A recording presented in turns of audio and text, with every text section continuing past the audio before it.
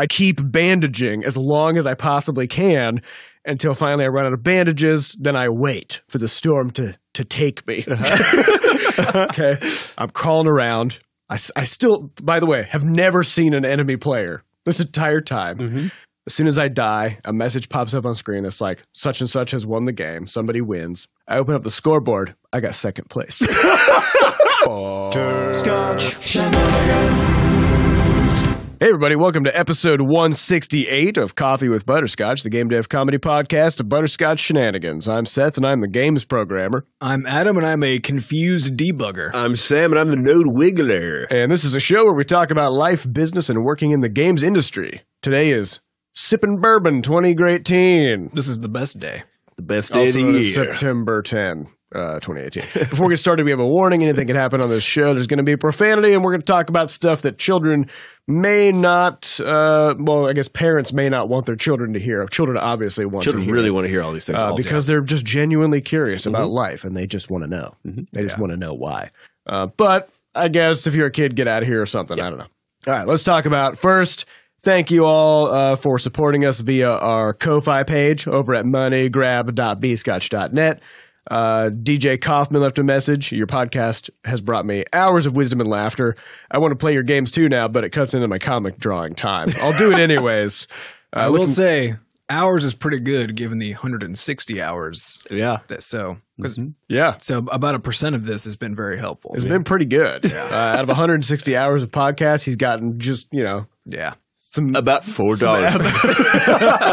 As we've discovered. Also, he wanted to plug his comic that he's drawing. I did go read it. It's actually pretty good. It's pretty good. Yeah. Secret Forces is the name of the comic over at secretforces.net. So I guess. Although to be clear, moving forward, this is not an advertising platform. It is well, not. It is the first now. and last time this is going to happen. now. About the cheapest advertising you could ever pay for. So of course, based on normal market economics, as the demand for advertising via this podcast goes up, that price is going to go up. Mm-hmm. So, Yeah, the price of that donation is going to go way up. This is part of our plan to slowly convert the podcast into just a constant stream of advertisements. Mm-hmm. Also, Cameron Solou said, I looked at this money grab and thought, can I not? The answer was no. I can't not. That was the correct answer. Yeah. Very nice. Love your games, love the cast, love everything you guys do. Keep it up. So thank you very much. And also thanks to our recurring supporters as well. All right, studio news. All right. We got some big stuff. So we pre-recorded 2 weeks ago. Then we went to PAX. Some shit has gone down. That seemed like it was a million years ago. It really does. Yeah. I've gotten 13 new wrinkles around my eyes since then. I guess there's an easy one I'm going to kick out just first, which is that the newest Ballyhoo has gone out. Yes. And so that's our newsletter. That's our newsletter. So if you're signed up for a newsletter, then that should be in your inbox. If it's not, you can see it on the blog. And that has sort of actually the recap of the really big highlights from PAX for us, which actually mainly happened. We left out the low lights and the medium lights. You don't need the low Just lights. keep the high ones. Although I hear art is better if your shading includes all art of those is better, things. but news is way worse. They're not the same thing. I feel like there's some There's probably something about there's like a poetry in there. Yeah, there's a if poetry. it bleeds, it leads. Yeah. There you sort go. of thing. I don't know. But yeah, so we went to Nintendo HQ. So the big secret that we had to hold on to literally for the last 6 weeks is we've been announcing various things happening to Levelhead, and then also talking about the fact that we just happen to be playing games on the Switch sort of simultaneously. So no one, I think people were kind of guessing, but we couldn't say anything about it, that we had actually been building out Levelhead for the Switch so that Nintendo could announce it basically at PAX. So that was this like really big, crazy underground operation. It was a really intense sprint basically for us for about 6 weeks, because not only was it about building all these new features into the game, like the local co-op, but also trying to polish it up to a point where when we demoed it to press at Nintendo HQ, that they would be like, oh. They'd be like, nice. This is nice. Like, it's not just Mario Maker. This is your thing, and it's nice. So that was sort of the bigger goal from that. And so we were just pounding the pavement like crazy for that whole 6 weeks, but we also couldn't talk about it, which was, it's just increasingly a bummer whenever that happens, because you're just, all of us are very excitable people, I feel like. Well, this is kind of there's an upside and a downside to working with third parties like this, which is, of course, you get this big boost, right? So having Nintendo Tremendous. also talking about our stuff means that we get a bigger chance. Yeah, I mean, if you just like count, views and likes and whatever those various metrics that are publicly visible, Nintendo's announcement stuff about Levelhead is slightly bigger than ours. Was all collectively what I think could be 3, possibly 5% bigger. Yeah, it was I think 10x bigger. Yeah, at least. Well, Yeah, at that's least. if you don't even count the actual showcase video. Right, correct. If you don't count which has 500,000 views, I think, at this point, or Yes. 400,000 or something like that. right. So it's a slight boost, but then on the downside is that we have to make sure that we adhere to whatever requirements they have about announcements we make regarding their involvement. Yes, right? because it has to be news. Has when to be they put it out, news. otherwise it's What? great. Yeah, see, like if as soon as we got off the phone with Nintendo, we just emailed every press person. Sorry, I just live tweeted it. Right. Sorry, it's Then out. when Nintendo wanted to do a big, video announcement, then they wouldn't be announcing anything. They'd just be telling people shit they already knew, and then it's not news. So my favorite part about it was that they actually invited us to go to Nintendo HQ in North America. So this is out in Redmond, outside of Seattle. And so we flew out there sort of the day before PAX and did a press event at the HQ. And what this included was we got to wander around and like talk to people inside Nintendo, which is super cool.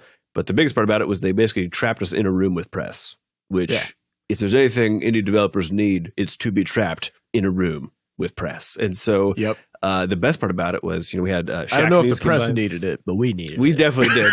Yeah. I think they lured them there because they're like, come to Nintendo. You always wanted to be at Nintendo. And then they just threw them in a room with us. Yeah. And so that was press kind were of like, a shtick. damn it. They got it.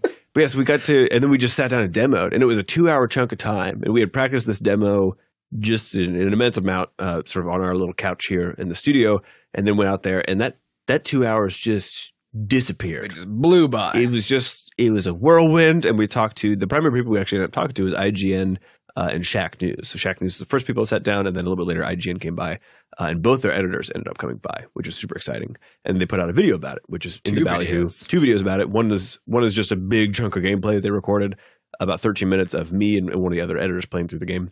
And then the other one was actually like a 3-minute thing where they're sort of giving their off the cuff thoughts about it right afterward.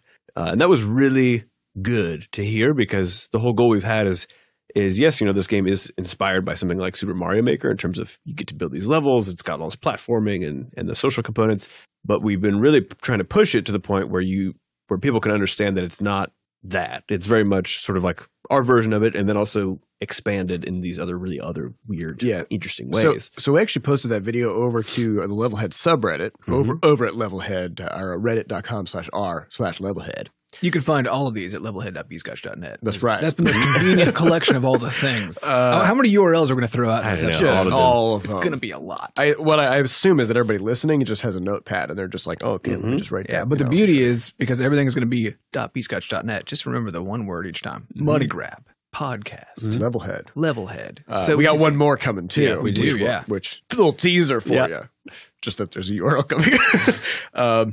So we posted that video over at the Levelhead subreddit, and we had somebody wrote sort of their initial feedback on it, their initial sort of response to just like looking at the game, and there's some really great feedback in there, really good questions, and it said that like this feels. I thought it was going to be like Mario Maker, but this honestly feels a lot more like an action platformer versus just platformer. It's true that you do punch things and throw bombs at things. Yeah, like we had these weird power-ups. You're shooting things out of your face. You're flinging yourself. You're grabbing your friends and hurling them across gaps. Like there's just a lot more sort of stuff going on versus just like jumping on things and throwing things. So that was kind of cool to see that like that differentiated factor is showing and that people are able to kind of see it. So that was super cool. Also, when we went to PAX, something really important happened, which is Giant Muskrat showed up. Oh, yeah. And handed us a loaf of bread. So if you get the ballyhoo, you actually see a picture of it in there. Yeah. We took a picture of that bread, put it in our newsletter, emailed it to 130,000 people. But even more importantly, so he and I met up on the show floor at PAX, and we just chatted for a bit, and so he then unloaded out of his bag this enormous loaf of bread.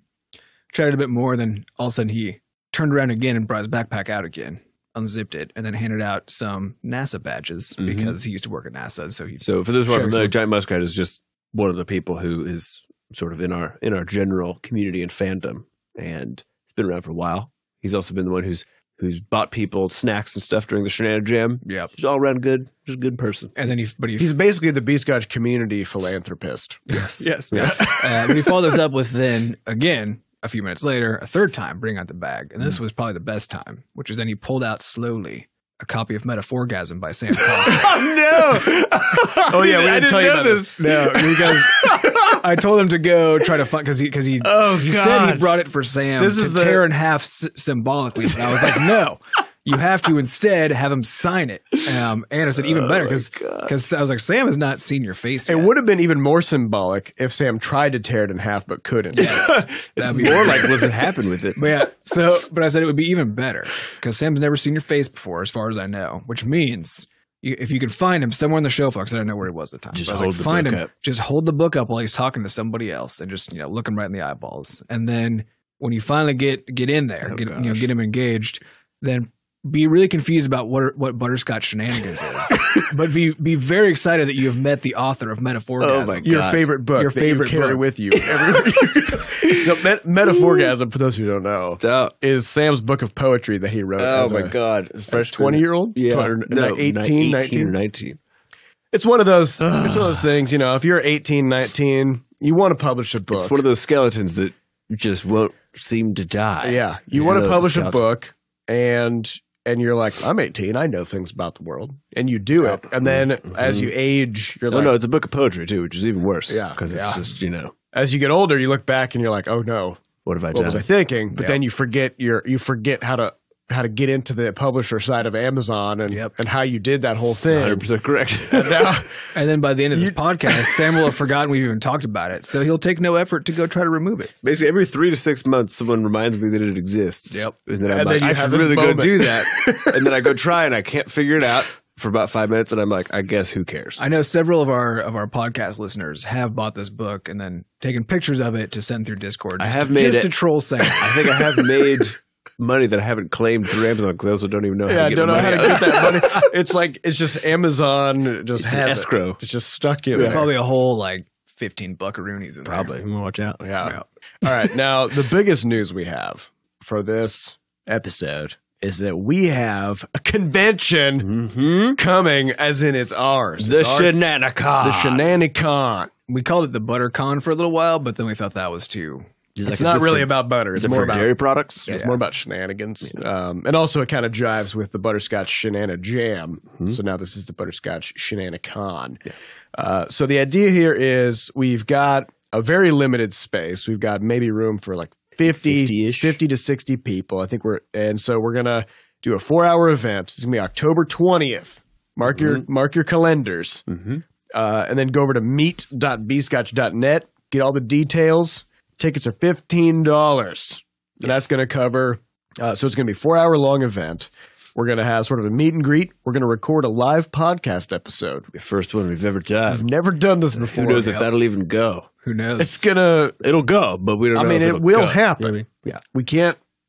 This is why vouch for its quality. This is why the tickets are $15. Okay. So it's mostly because we're donating all of our time plus all the time of our wonderful people who are putting it together. Yes. And then we're basically just having you pay for the food that you're eating. Yeah. So you're effectively getting a very free We're going to eat some losses on this event, but it's an experiment. We want to see, what this would be like, if it's going to be something that people are super pumped about, that it gets a good response.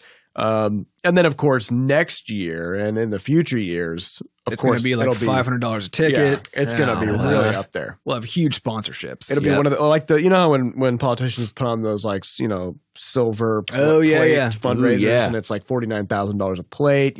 That's what it's going to be next year. This year it's $15. So get in there early, and it's also very limited because since it is an experiment, we're going small because we never know. It's easier to contain quality. And we don't even know if small is too big because who knows who wants to come to this. So we're starting small. So if you do want to go, get in there ASAP. Yes. So we'll do the meet and greet. We'll do the live podcast episode. There will be food.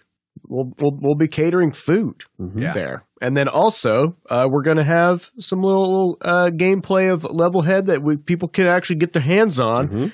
And get kind of an early sneak peek play the dang game long before it comes out. Yeah. And also probably the Crashlands update, which we haven't told anybody anything about. And we're still not going to. But you might have to sign an NDA if you come to this event. Yeah, it depends on what the situation is once we get there. But we're hoping that by that time we're ready to launch this update, but we still have no idea when that's actually going to happen. But yeah, so that's Butterscotch Shenanicon happening October 20th. Go to meet.bscotch.net. That's MEET, not MEAT. There will be meat there. Yeah, the current plan is to have piles of meat because that way we can gather around the meat piece. Right, we got to gather around the meat pieces. We will also make sure that there's, vegan and vegetarian options because, in case. Yeah. Well, maybe not. Let's gather around the wheat pieces in that case. Gather around the wheat pieces. The wheat piece. Yep. So whatever it is, we'll make sure that we get everybody covered. Or the green piece. Yeah. So check that out, and then we'll throw out another couple of reminders over the next couple episodes. But that's coming. That's like 5 or 6 weeks. Yeah. So get that on your calendars. Make your travel plans. Yes. All right. Now on the way to PAX. What? There's this airplane trip. Right. It takes about 4 hours. Got to grab a book. Got to get something to read. So I scrounged around on Amazon, found a book called Deep Work. I thought, this seems fine. So it has the word I've seen this in my Amazon queue many times. Every time I read the sort of info about it, I was like, oh, this is just a summary of what we're already doing. You're like, this is a summary of what we're already doing. So why do I need to read this? And it turns out that you need to read it because it's a summary of what we're already doing. Yeah. And a really good summary. Yeah. And so we don't need to go too in depth on this book because it literally is a summary of everything that we always talk about when it comes to productivity, getting shit done, getting a lot out of your work and out of life, etc. So I'll just say, if you're going to read one book in the next now-ish, whatever in your life from this point forward, just get this book. It's called Deep Work by Cal Newport. It's actually a pretty quick read as well. And it just has an excellent total summary on how to just get all kinds of shit done. It encapsulates everything that we talk about on this podcast. I think it pairs nicely with Getting Things Done.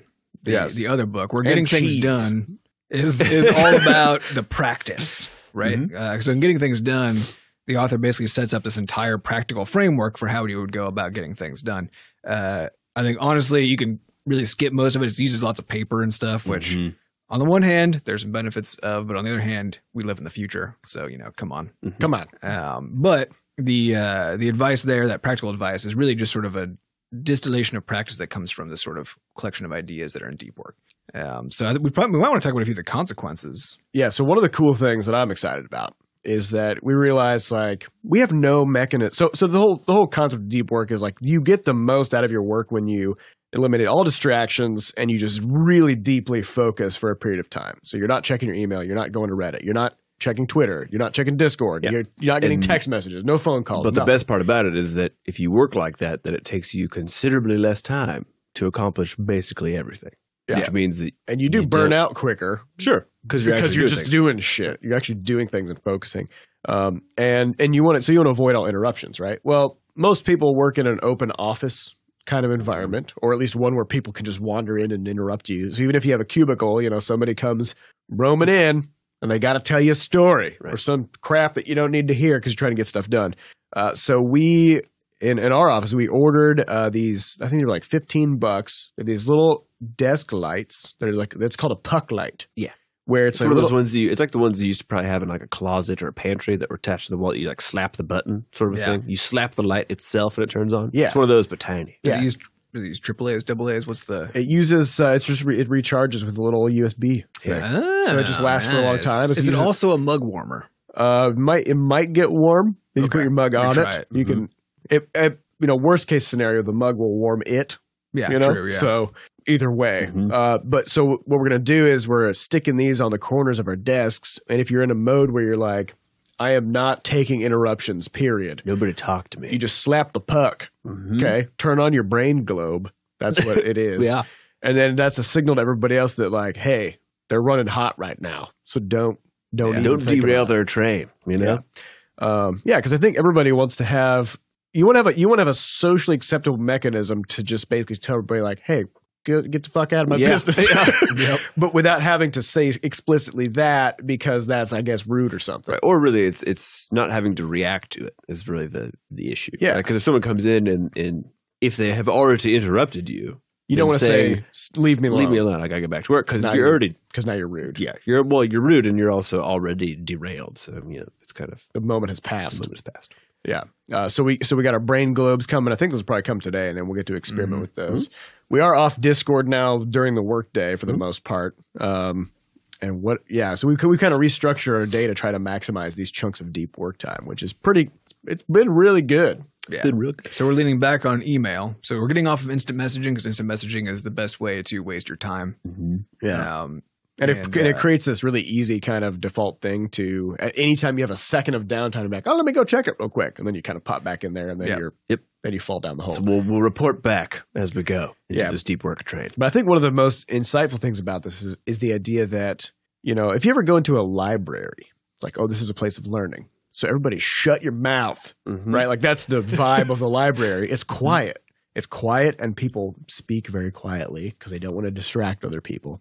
Then when you go into an office, it's like you're in a bar. So what you're saying is that for office managers, people should be poaching librarians from libraries. Yeah, you need somebody who just goes.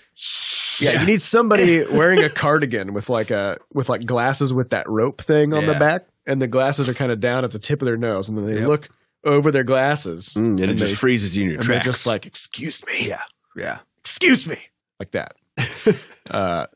Those people will help you get shit done. I love it. So, worst case scenario, if you can't afford a brain globe, hire a part-time librarian to shush you, or just go to the library. Or just go to the library.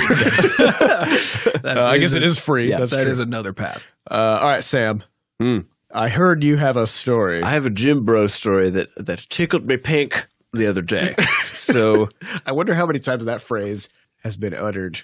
About Jim Bros? I have a Jim Bro story that tickled me pink. So I was at the gym and there's these two dudes and they are one of them is wearing a supplement cut off shirt. Okay. Sure. Is it one of those ones that's cut really low on the side? Because he's like, look at my latissimus. Look at it. I've worn those before. They're fun. So he's got one of it's supplement, and then he's just huge. And then his buddy, also gigantic. And they're both sort of chatting. And they're benching just I don't even know how many plates. They're just like, all of it. And they're just animals. And so they're just going, and they're talking about their days and stuff. And I'm just like doing some calf raises or something nearby. And I overhear, and it was this sort of comical collision of what you'd sort of consider your usual sort of bro speak, but then with this like weird understanding of how to treat women well happening. And so basically what happened was this guy was like, so, I was talking to, I'll call her Susie. I was talking to Susie the other day. And you're sitting there and you're like, here it comes. Yeah. And I was like, oh God. Because look at this. And so you're judging because you're judging these guys. I was judging. Yeah, I was judging. So he's like, I was talking to Susie the other day, and like she just hasn't been really hasn't really been talking to me, hasn't really been paying attention to me, even though I've been around, And so I finally said to her, I was like, Susie, what's the deal? And she said to me, one of my pet peeves is men who act like I owe them something. And he goes, yeah, and I realized like my expectations are completely out of whack. And the other guy was like, as they're like sitting there benching. Yeah, and the other guy was sitting there. He's like, oh, and he's like, yeah, because if I expect that, like, not only does it put her in a bad position, but like my interaction with her is almost guaranteed to be bad. Because if she doesn't, maybe she's busy, There's no reason she's not paying attention. She's got stuff going on. And the guy's like, yeah. The guy's like, yeah, bro. Yeah, you're right. So that guy's right. And I was just listening. I was like, the wrapper of it was so strange because of the sort of bro culture thing. And then at some point, like 3 neurons in your brain just like twisted in a knot. Yeah. You're just like, ow. It was amazing. One of my favorite things. These two dudes just benching stuff like crazy. Yeah, pretty good. My Jim Bro story. You can't judge. You can't judge a book by its giant muscle cover. Giant pectoral dance. Yes. Well, after they've spoken, then you can. I think that's true. the lesson. Yeah. You got to listen first. You got to listen first. Then judge. It's very heartwarming. All right, so I also have a story. What you got? I played Fortnite for the first time. Okay. So I still have only played one match. So here's what happened. I got a Nintendo Switch. I bought it from the Nintendo headquarters because while I was there, I was like, it's the place to get one. Yeah, this is like getting water right out of the glacier. Like you just it's fresh, it's piping hot right off the it's crystal right clear out of the oven. They bake them right there on site. Yeah. So I bought a fresh piping hot Switch, took it home, And I was like, oh, I need some games. I'll get Fortnite because I think people are playing this now. It's free also. Also, it's free. So I start playing it. I'm looking around. I'm like, I can't figure out how to do anything. I can't figure out how to customize my character. There's no tutorial. So I don't quite know how to even play the thing. So I just hit the play button and it just dunks me into a match with 100 people. This is a 100-person battle royale. You got to kill everybody, and then the last person standing is the winner. Mm-hmm. And then based on the order in which you died, that's your rank. So if you were like the 9th person left alive, you get 9th place, right? So I jump in there. First of all, my y-axis is inverted. I keep looking up when I'm trying to look down and vice versa. So I'm spending most of my time looking at the ceiling or floor. Did you not change it? I couldn't figure out how to change it mid battle. I see. So I'm just like, well, this is my life now. I find a house. I don't see anybody. Okay, at first, I find a house. I walk in there. There's tons of bandages. I'm like, fuck yes. I stock up on bandages. I find a shotgun. I find some grenades. I don't know how to use any of these things, but I have them now. So good. I'm good. Step 1, right? Yeah. Step 1. I have some things. I walk outside. I'm looking for people. Don't see any people. I'm like, I'm just going to start running around.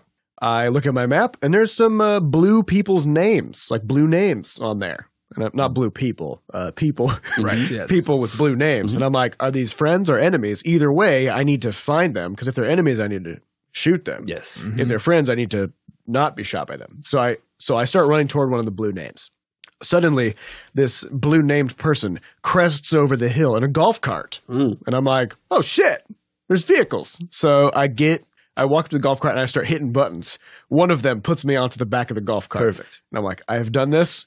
Now this person starts driving us around, and we come across another group of people. These people do not have blue names.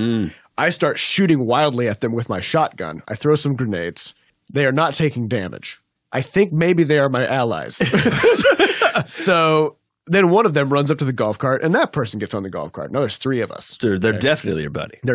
Either they're my buddy or enemies can mount a golf cart with you. I don't really understand. And not be killed. And not be killed by me. Or you have terrible aim. Or somehow even with a shotgun at point blank range, I can't hit a damn thing. And for some reason, they weren't interested in shooting you back. Right. Because my y-axis is inverted and they're like, this person is clearly not a threat. So then this golf cart person starts driving us. I think he's trying to find people. Or he's just... maybe he's a lot like me, and he has no fucking idea what's happening either. He keeps running into trees. He almost flips the golf cart at one point. He hits a rock and gets it stuck between a couple other rocks. We're driving around for like 6 minutes, just aimlessly. Just joyride. Don't find a single person. Sometimes I just fire my shotgun into the air just to kind of like keep things fresh. Then he drives the golf cart off a cliff. We fly into a ravine with very steep walls. Golf carts are not good in ravines. Yeah. Then somehow or another, I don't understand what happens, but he and this other guy are now on the ground in sort of the like, oh God, I'm dying position. Because in Fortnite, when you lose all your health, you now are laying on the ground and you can crawl and you need to be revived by somebody.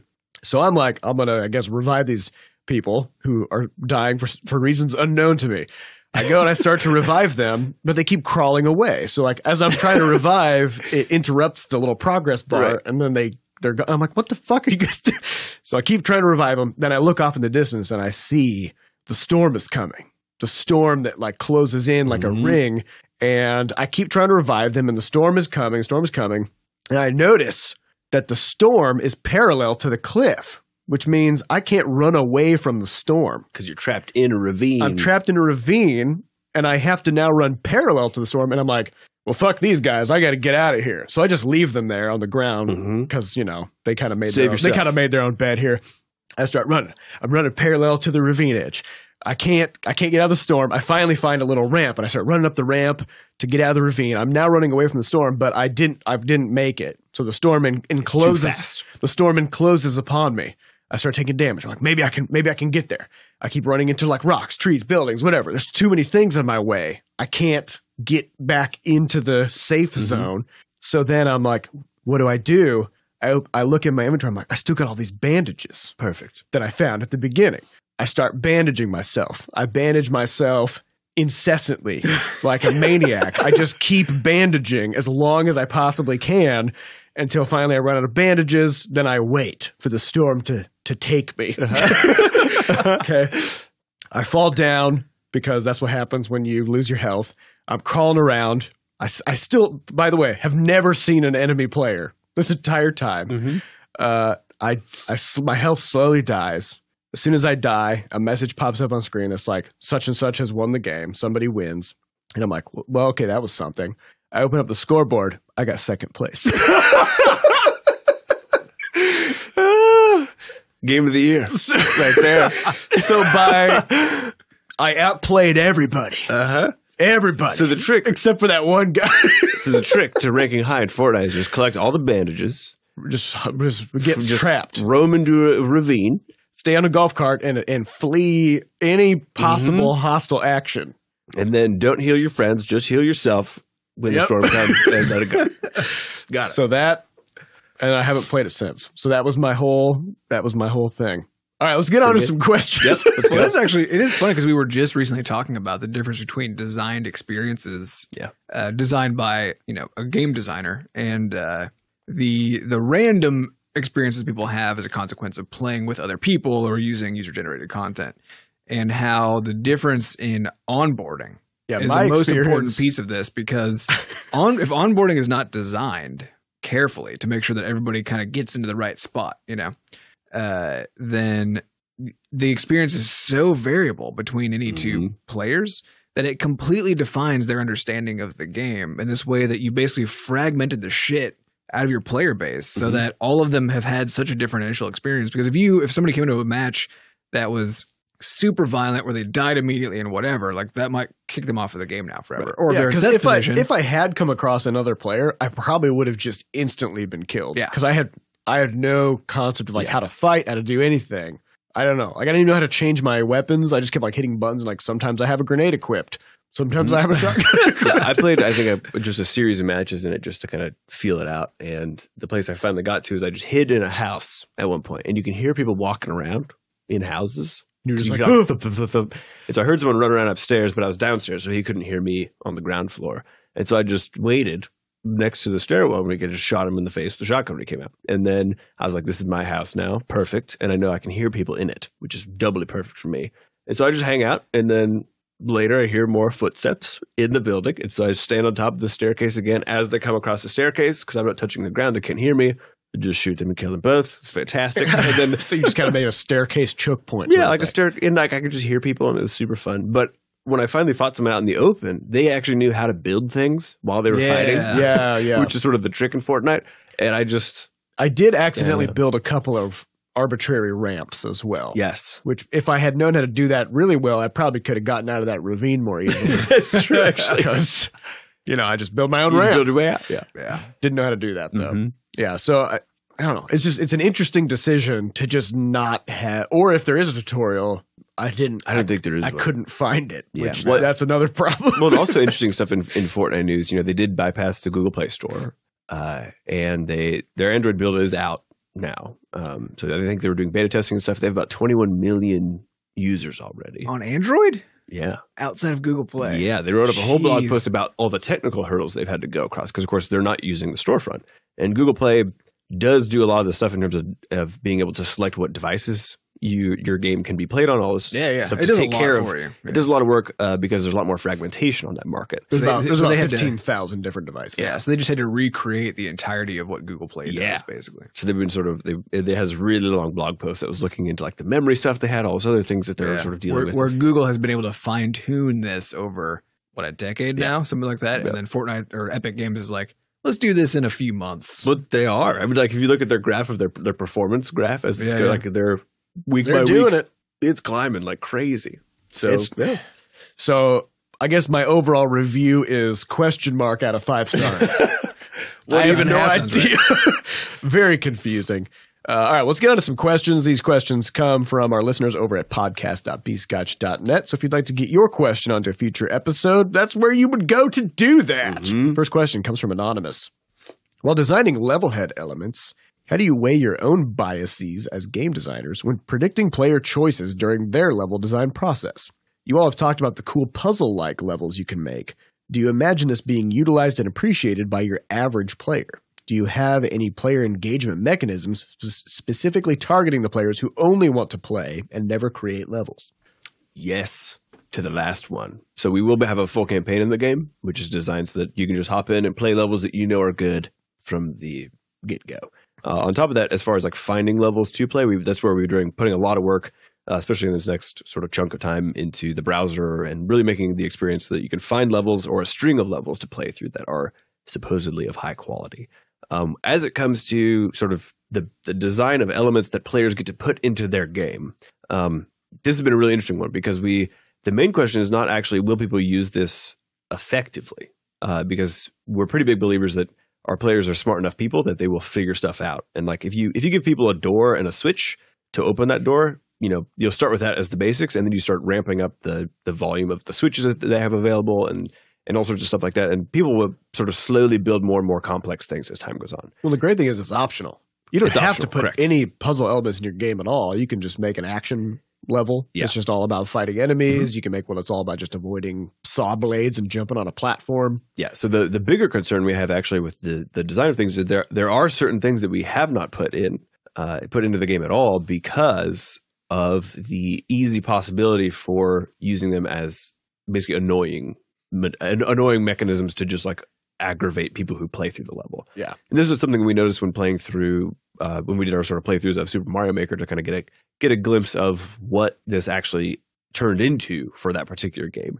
And they have all sorts of they're really fun. They're fun and it's funny a lot of things. things like screen shakes, flashes, sound effects. Right. So that if your character walks through a certain spot, then all of a sudden, like maybe like a cat paw flies on screen and slaps Mario or something. Which is the thing that happens. And so the problem, and that's really funny, but the problem is that it's not a good gameplay experience. It's not a good gameplay experience because it's funny if it happens once. And you're like, what? I just got slapped by a cat paw. Yeah. If the entire level is covered in this, then you now, as you walk around, your vision is being obscured by these cat paws coming in and slapping the shit out of your character. Right. Or the sound effects are just going nuts because there's a bunch of those different sort of cues set up. And so that's actually been the biggest concern is not will players be able to figure out how to use this in a interesting way. Because I think for the most part, if you give someone a toy, they'll kind of figure out how to. It's not about use; it's about abuse. Yes, that's actually the biggest concern. And the lack of nuance for the average user. Because the average user is like, oh, I think cat paws are funny. Then to them that means fill a level with cat paws. Right. And you can take that with any because I remember I only played a few levels of Mario Maker before I just never played again because they were all such a bad experience. And the first one I played was this very short level. All you do is run to the end, and every single block you step on triggers a firework sound effect. Right. So it's just explosions until you get. Yeah. So that wasn't. Yeah, and this is crazy because there are so many unbelievably amazing levels that people have built in this game. But there's even more levels that are built just to basically it's kind of like now that I've got you here, I'm going to troll the shit out of you. Yeah, well, so I think it's important to note that when you build a tool that lets people create stuff, there's a little bit of an issue because the joy of creation is not equivalent to making something good for someone to play through, right? So it can be very fun to make a level that is literally just you being slapped by cat paws. It's like sort of it's you cackling in the background. Yeah, you're kind of giggling the whole time you're making this. Yeah, but then you ship it, up to the rest of the world, and then the experience of someone else playing that is not fun at all. Yeah, but it was fun to make, right? Things can be fun to make without being fun to play. In fact, it's more likely that they're fun to make than. Well, I feel like this is the don't move style levels are sort of the epitome of fun to make but not to play, right? Because a don't move level is you're rigging up this sort of it's like a Rube Goldberg machine where the character just gets flung across the level in all kinds of zany ways, and the job of the player is to watch, to do nothing at all, to not play, right? It's like the only winning move is not to play, and so of course any game where the best way to play it is to do absolutely nothing, people would argue it's not that fun. No. That's not fun to play. But it is a fun to make. But it's also a fun category of thing to observe because it's basically people demonstrating their expertise at crafting levels. It's fun. Yeah, it depends on your expectations. If you want to go and watch these, you're not playing them, right? But you're watching these don't move levels. Then if you have we have a tag for that? We do. Yes. Okay, yes. And so if you have a way to do that and to only look at those, then that's great. But if you're trying to find levels to play through and you keep ending up in these don't move levels, then you're just kind of like weirdly bummed out, right? So, so there's a lot of kind of discoverability issues that we're taking pretty seriously, and that we're listening to a lot of people who have played these kinds of games before. But yeah, I think that is true. That's the biggest concern, is not whether people will use stuff well, because there will always be people who take it really seriously and make amazing levels. The question is, what's the propensity for abuse in these? So the only problem we have currently is the only thing we've let in that we know is going to be somewhat trollish is the secret areas aspect of the game. So you can secret terrain. Yes, you can lay down terrain that doesn't actually exist. It looks like it does, but as soon as you touch it or you pass through it, then it becomes invisible. So this is the purpose of this is to allow you to make secrets, and maybe to allow you to make false blocks or something like that. But I guarantee you, someone's going to make a level that just looks like terrain, and then there's just there's very specific things you can land on. Yeah, where like 3/4 of it will be totally fake, and you'll think you're jumping on a platform, instead you fall to your death. Yeah. So, but part of this is that we're really trying to use a tag system. So you can tag your level with 3 different tags that we've curated a batch that we made ourselves. So you don't just type it in; you pick from our set when you publish it. And then part of the review process after you're done with the level, we haven't exactly landed on this yet, but part of the idea is to sort of it's sort of asking, did this level meet your expectations to some degree? So in other words, if I said this was a super hard level and then it's actually don't move level, then we would expect that the community would, plow that thing down. Yeah, because that's misleading. That's false advertising. So the whole idea is it's okay to make a don't move level. It's okay to make a level that is super trollish with these. Be honest about it. But just let people know. Be honest about the fact that you're trolling. Yeah.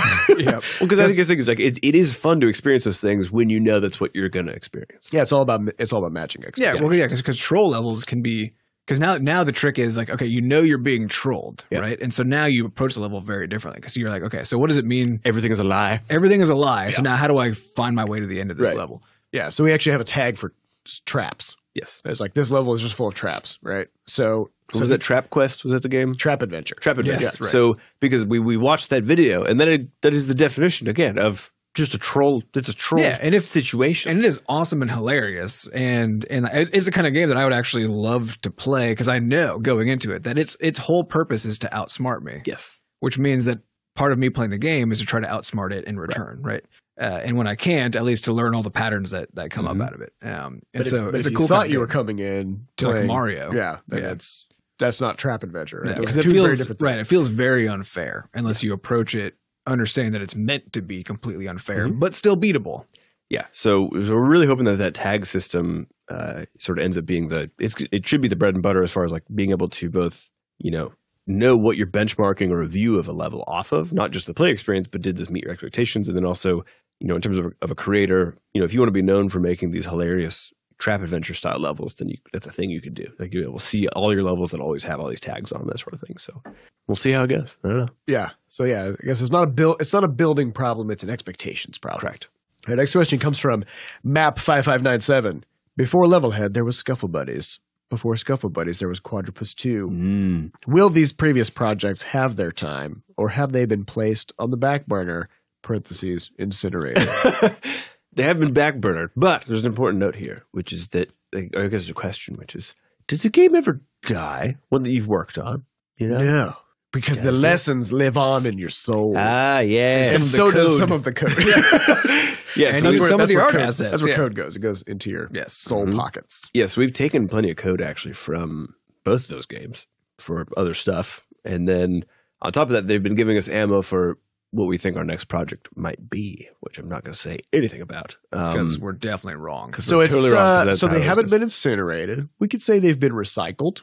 They've been phoenixed. Sort of a reduce, reuse, recycle kind of a thing. Yeah.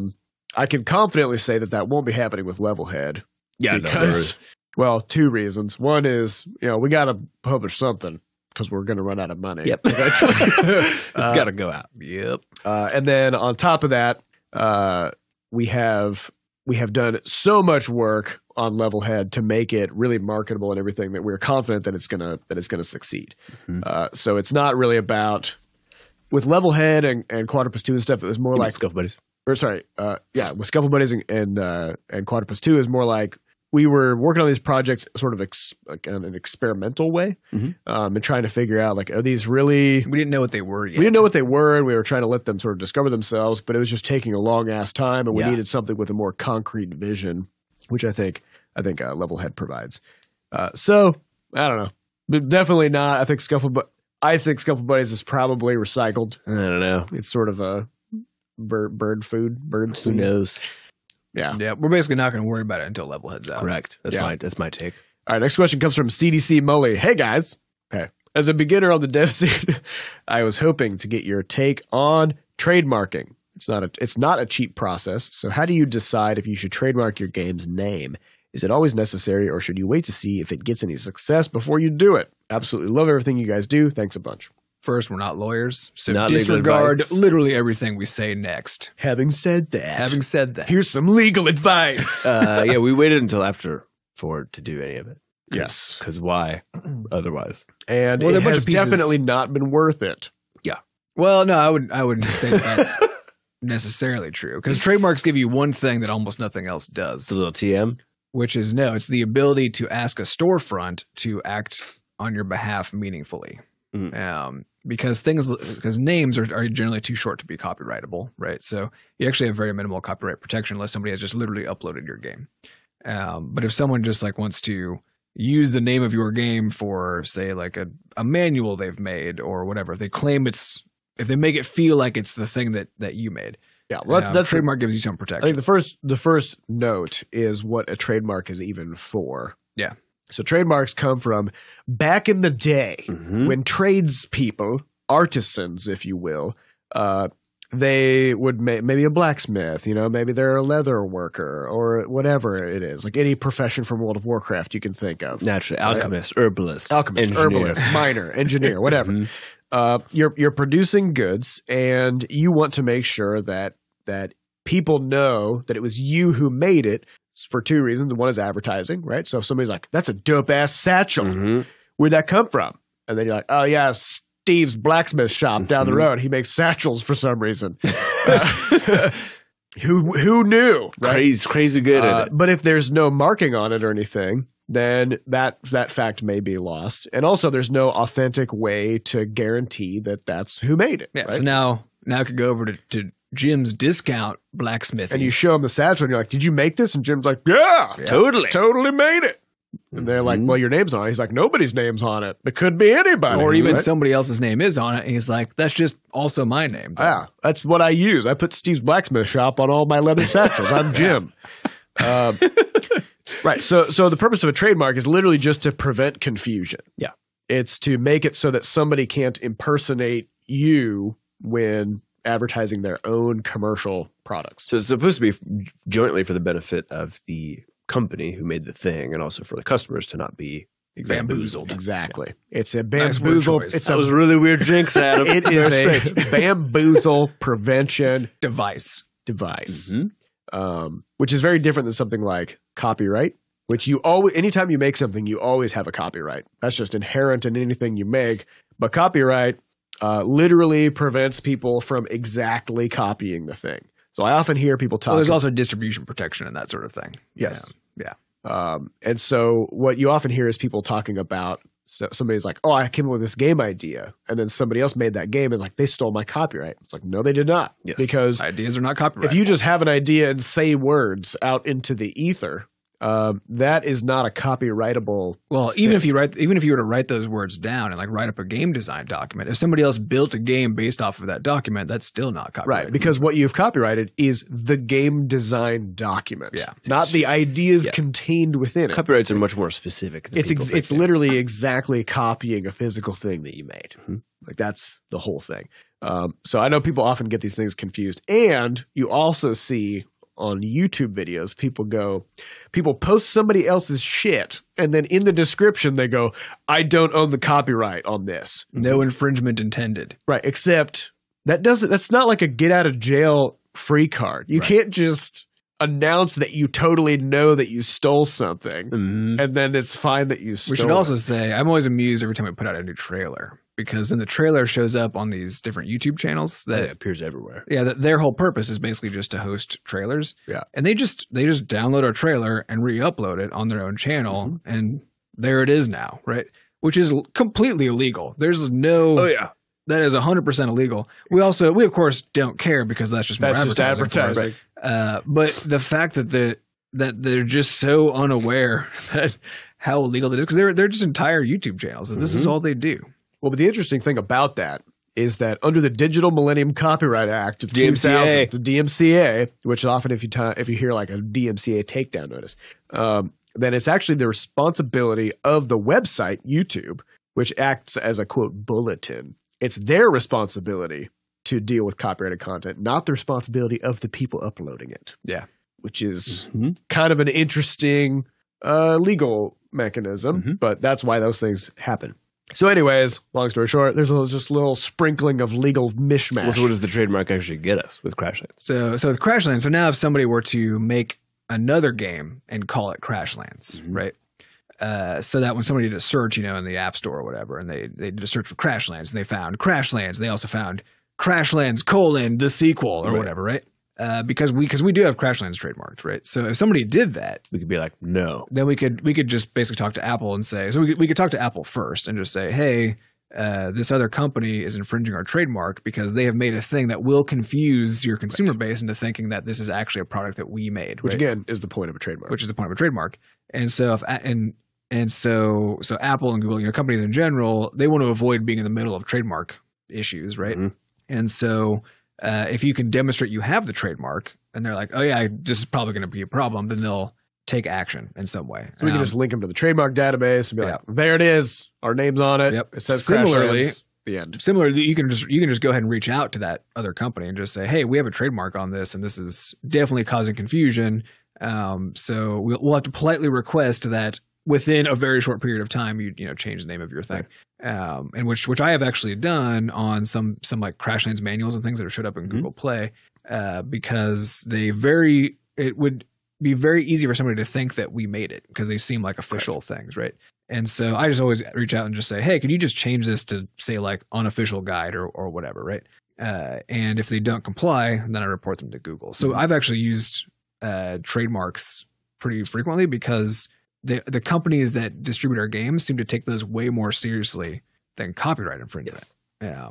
Right. Because a trademark is a much bigger deal. Yeah. And we could sue the pants off of somebody if they legit violated our trademark and started distributing stuff with our name or our game name. So I don't think there's anything about this actually like truly stronger, except that like for whatever reason, people seem to take trademarks more seriously. Well, it's also because a trademark is less specific too. Because a company that has a trademark is a company that is being proactive in covering its legal bases, whereas literally anybody who makes something has a copyright. Right. So if you have a trademark, you're more likely to have the legal resources to enforce it. Yeah. Whereas if you have a copyright, you're just anybody. Right? So that's the other thing. That's the thing that having a trademark does is it sort of just. It's a little flag that you put up that you tell other people, hey, we're taking this seriously. Please don't fuck with us, right? Yeah. And so a while ago, we talked about we're trying to name Rumpus, and we first named it Ruckus. And we had that was the name for a while. Like all the variables in my code base were named Ruckus, right? And we talked about it a bunch of times. And then we discovered on a trademark search that there was a communications company called Ruckus that had a long list of trademarks of various things, some including the word Ruckus, others not. But that was a signal to us. This company takes us very seriously. We cannot fuck around with this. Because even if because they don't make games. And so trademarks are also... They're industry specific. So we would be able to get probably a separate trademark of the word ruckus, like for our purposes, right? But if at any point, because we're all in tech and whatever, it would be very easy for that company to decide, hey, I don't like that you're doing this. And well, technically it's probably legal. I'm going to cause you some fucking problems. Well, because here's the final piece of trademark is you have to enforce it. Yeah. As soon as you have a trademark and you become aware of somebody that could be infringing, not that you're like, oh yeah, that's definitely infringement. It's more like that's questionable, but maybe they're infringing. You have to take some kind of legal action that you can document. So even if it's just sending a cease and desist letter, all the way up to actually taking them to court and whatever, you need to create a paper trail demonstrating that you have not abandoned the trademark. Right. Because then if you let, say, like 10 years of sort of violations of your trademark go by and then you sue somebody, the court's going to look at that history and they're going to go, you clearly don't. Yeah, you're just being selective here. You're not actually treating this trademark like a real thing, right? And instead you're just kind of using it to club one specific party over the head. So, and then if you think back on, there was a time, I think it was in maybe 2014, when King.com. Yes. Notoriously. Candy and Saga. All right. So, yeah. So this is what happens when you get a team of corporate lawyers. Yes. Like you're a $1 billion company. You've got a huge legal team, and their job is to protect the client. Mm-hmm. That's their job, which in legal speak means sort of attack everybody else, Yes. right? Like you protect your client by murdering everybody in business. And so when you apply for trademarks as a company, if you get a big team of lawyers involved, they're going to advocate for getting the broadest possible trademark so that you can shut down as much competition as possible. Because again, if you can say, we have the word "the" trademarked, and any game or digital entertainment product that has the word "the" in it, we get to take them down. And this is, of course, also why trademarks have to go through a governmental body that decides if they are acceptable or not. Right. So that people cannot trademark the word "the." Right. But Although King apparently did you can trademark candy. Yes. Well, no. No, Saga. No, They had pending trademarks. Oh, right, yeah. And so in these larger cases with these big companies that have $1 billion products on the line, they're going to apply for broad trademarks. So they had Candy Crush Saga. They said, we're going to trademark Candy and Saga. We'll leave Crush out of it. For some reason. And that way, anytime we make a candy-based game or a game with Saga, like Pet Rescue Saga or whatever, then nobody else can use those words because that's like our stamp on the satchel. That's like our Steve's Blacksmith Shop satchel mark, so that people know if they see Candy or Saga that it was made by us. Unfortunately, there were like 50,000 games in the App Store that had either one or both of those words in them. That maybe even came out before Candy Crush Saga. But according to the law, as soon as you are applying for a trademark and you've got that pending application, et cetera, you need to start behaving as if that is a legitimate trademark. So even while it's pending, you have to behave as if you have it. So they start taking down everybody. They're going after the Banner Saga, anybody who makes a game that has anything to do with candy whatsoever. Of all the words, like Saga in particular, as it relates to video games, like this is funny. But also candy on mobile, right? Because mobile historically was all about the simplest graphics possible, right? And what's a cute thing with simple graphics? Candy. So and a lot of games targeted toward kids. Candy, right? And then of course Saga literally means like an epic Viking story. And then you've got this game called the Banner Saga, which is literally a game about Vikings. And then they get hit by this whole thing. So everybody really goes after King.com for the way they behaved during this thing. But I want to point out that they actually acted exactly as the law requires of them. Well, no, they did once they applied for the trademarks because it was still their decision to apply for those specific. Yes, that's true. So I 100% put them on the hook. Yeah, no, I think that decision was egregious, but that's just lawyer stuff, Yeah, but lawyers have brains. They didn't have to do that. Nobody. Well, no, but think about that isn't even necessarily the best move for the company. No, but it was the best fallout. move for the lawyers. Right? Because think about like if you are in a job where you're like, okay, I'm going to get paid a shitload of money if I do thing A, or I'll probably not if I do thing B, right? Then they're going to do thing A. You're saying by picking a term that is so broad that they're just going to be in litigation indefinitely. In perpetuity. They just create a permanent work for themselves. Yeah. Totally, it's pretty nice. It's a very perverse incentive structure. It is. Yeah, the more broad those terms are, the more work the lawyers have to do to sort of solidify their place in the company. So when should you actually decide if you're going to get a trademark for your game or for anything that you make? Yeah, I think to me it's basically if you don't think you're going to make money off of it, then no. Because what if you think you're going to? What are you defending against? What if you think you're going to make like a little money? Probably still no, because also especially with a trademark issue. Like a company has to be a real asshole before they like try to sue you into oblivion. So it's usually going to be a cease and desist. Yeah, it's usually going to be a cease and desist, which means like if you're making very little money, and then someone's like, you have to change something so that you're not infringing on a trademark, and then you're like, cool, I'm going to do that so we don't get into legal trouble, and then you do it, then you're still fine, right? That said, I think the more important thing of all this is not actually about you getting a trademark. It's about when you're choosing names for things, do a fucking trademark search. Yes, absolutely do that, because our main strategy for when it comes to legal stuff is to minimize the risk that somebody comes after us, far less than it is to minimize the risk that we have to go after somebody else, right? because we don't want to. We're gonna always try to not go after somebody because that's not anything we want to do. But people might come after us, and actually, the more successful you become, the more likely somebody's going to come after you. And so you need to act proactively to make sure that if you make a game, with Candy and Saga in the title or whatever, you're gonna have a bad time. You're gonna have, you've potentially. Actually, I think they might have lost. I'm pretty sure they lost. I think they didn't get those trademarks, but don't quote me on that. But exactly, you need to no matter what name you come up with, you need to look it up. And this is actually a strong reason why so many companies, especially tech companies, have weird as fuck names. Mm-hmm. Because if you come up with a weird as fuck name, it is basically impossible for some other company to come along and be like, "Oh, we're also Flickr now." And even if you didn't have that trademarked, and for a judge to be like, "Oh yeah, this is totally reasonable that this happened, and I see nothing wrong with this," right? Now there's one caveat to this, which is if you become so successful with your weird as fuck name, like a Xerox or like Kleenex Xerox situation? or Kleenex, anything with an X in it, basically. Apparently, yeah. You run the risk of what is it called? It's called genericide or something. Yeah. Where like your word, or even when somebody doesn't say, "I'm going to go search for this on the internet." Basically, I'm going to Google. Yeah, the made up name that you gave your product, so like tissues are now Kleenexes, becomes actually the word people use to refer to that thing. Yeah. In reality. So now you've run into trouble because you've lost.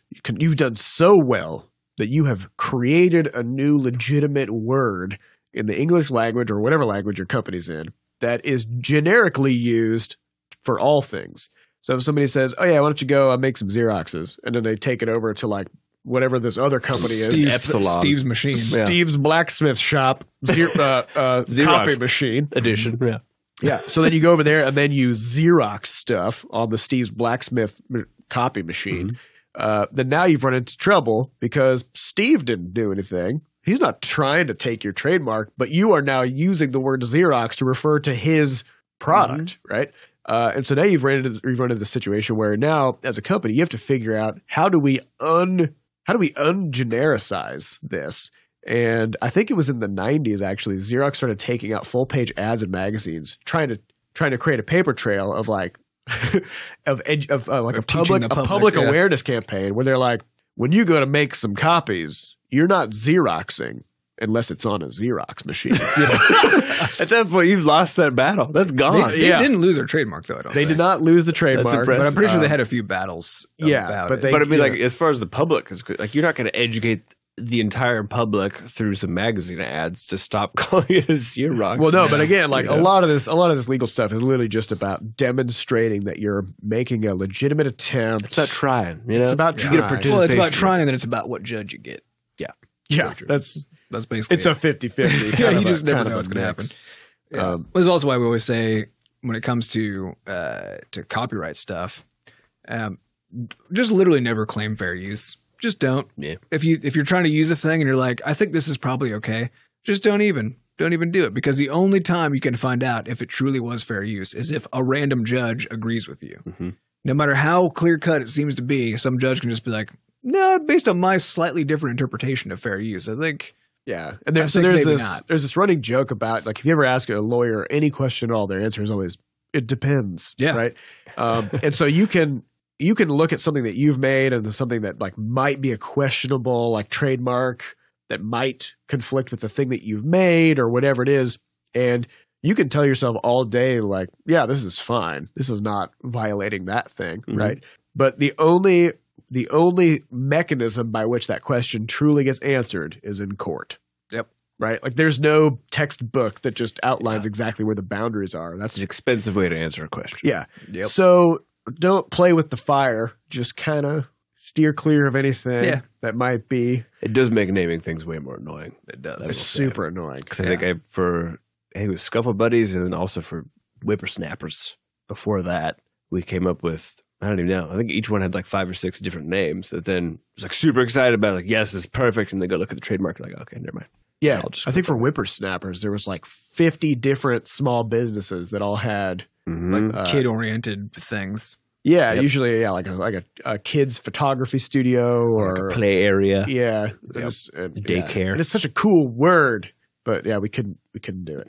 Although it could have, because there wasn't one in our industry. Fine. Yeah, that one was fine. We just But our lawyer still every time said, We don't technically recommend this because there's some risk, from these parties. Well, yeah, that's another sort of hilarious outcome of all this. Is if you ever ask a lawyer, like, should I apply for this trademark? Their answer is always no, because yeah. I mean, It's risky. Yeah, because as soon as they say there's nothing that removes your risk when it comes to legal stuff. As soon as they say yes, they've now convinced you to do something that actually might get you sued. Mm-hmm. Because even if it seems fine, you still might get sued for it. Because anybody can sue anybody for anything. Exactly. Welcome to America. So, I mean, you never really ask a lawyer about this. They're just gonna say no. It did get to a point where I was coming up with these names. I think I was talking to Adam. Yeah, I was like, do I have to ask these people? Because every time they spend like 4 days. I had to remind. Yeah, I had to be like, remember, our job, our relationship with them is not to get yeses and nos. What their job is to inform us to the best of their ability the extent of our risk for some decision that we're going to make, and then it's our job still always to decide how much risk are we comfortable with. Yeah, because every time I got one back from them, they're like, we can't recommend it, and I'm like, what can you do then, lawyer? Because I'm getting tired. That's not their thing. You got to always understand that that's not what their job is. They're not a business manager. They're there to just say what the risks are, which there always are risks. Yeah, and then they'll always say that's right. And then if you do get sued, then their next job is to act on your behalf to demonstrate that the other party is wrong. Right. Yes. So those are their core jobs. Yep. As soon as you start, again, it's an expectations problem. Yeah. You start to expect other things. That's true. You're gonna fall into a trap. Mm-hmm. So, all right. Well, that's all the time we have for this week. We'd like to thank our producer Fat Bard for making us sound good. Thanks to our community moderators who keep our Discord running. If you'd like to get more involved in the Butterscotch community, you can hop into our Discord server over at discord.gg/bscotch and come say hello.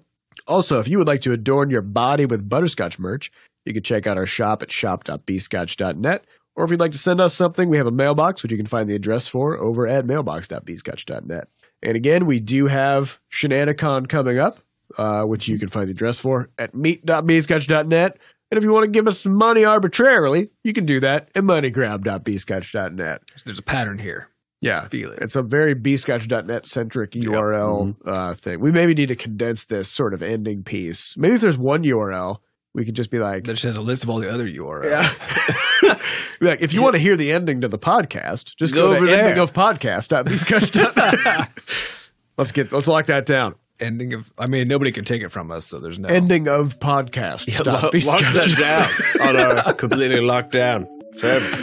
Yeah, we got to trademark that. All right, well, thank you all for listening, and we'll see you next week. Bye.